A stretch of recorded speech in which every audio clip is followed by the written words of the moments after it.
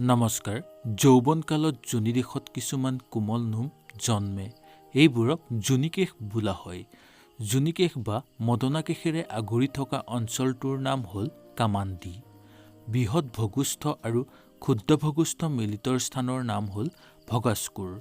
ভগাস্কুৰ হৈছে স্ত্ৰীৰ যৌনানুভূতিৰ স্থল।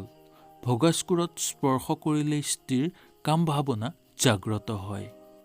ভগাস্কুৰৰ প্ৰায় ২.৫ চেণ্টিমিটাৰ তলত এটি ক্ষুদ্ৰ ছিদ্ৰ থাকে। এই ছিদ্ৰটিৰ নাম হ'ল মূত্ৰধাৰ। এই ছিদ্ৰটিৰ মূত্ৰস্থলীৰ পৰা প্ৰস্ৰাৱ বাহিৰ হৈ আহে। বহুতেই ভাবে নাৰীৰ যোনিদান এটাই, কিন্তু প্ৰকৃততে এইটো নহয়। মূত্ৰদ্বাৰৰ তলত মূত্ৰদ্বাৰতকৈ আন এটি ছিদ্ৰ থকা দেখিবলৈ পোৱা যায়। তাৰ নামেই হৈছে যোনিদ্বাৰ।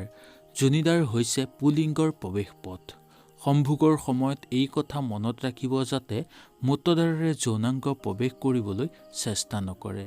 তেনে কৰিলে অজানিতে বহুত বিপদ হোৱা দেখিবলৈ পোৱা যাব পাৰে। কোনো নাৰীৰ যোনিদান অতিশয় ক্ষুদ্ৰ। তেনে যোনিদানৰ নাৰীয়ে ডক্তৰৰ সহায় লোৱাটো আৱশ্যক, কাৰণ অতিশয় ক্ষুদ্ৰ যোনিদানেৰে পুলিংগ প্ৰৱেশ কৰাত বাধা পোৱা দেখিবলৈ পোৱা যায়। কামাতুৰ পুৰুষে বলপূৰ্বকভাৱে তেনে যোনিদানেৰে পুলিংগ প্ৰৱেশ কৰিবলৈ যত্ন কৰিলে নিজেও কষ্ট পাবলগীয়া হয় আৰু উক্ত যোনি নাৰীগৰাকীয়েও বহুদিনলৈ কষ্ট ভোগ কৰিবলগীয়া হ'ব পাৰে। কুমাৰী অৱস্থাত যোনিদ্বাৰ ঢকা থাকে এখন ক্ষুদ্ৰ আৰু কোমল ছালেৰে। ইয়াৰ নাম সতীস্বত বা যৌন আৱৰণী বুলি কোৱা হয়। ইয়াৰ বিষয়ে যদি আপোনালোকে সম্পূৰ্ণ জানিব বিচাৰে তেনেহ'লে মোক আপোনালোকে কমেণ্ট কৰি জনাব। মই আপোনালোকৰ কাৰণে ইয়াক লৈ এটা ভিডিঅ' লৈ আহিবলৈ চেষ্টা কৰিম। আৰু যদি আপোনালোকৰ কিবা সমস্যা থাকে আপোনালোকে মোক সুন্দৰভাৱে কমেণ্টত জনাব পাৰে।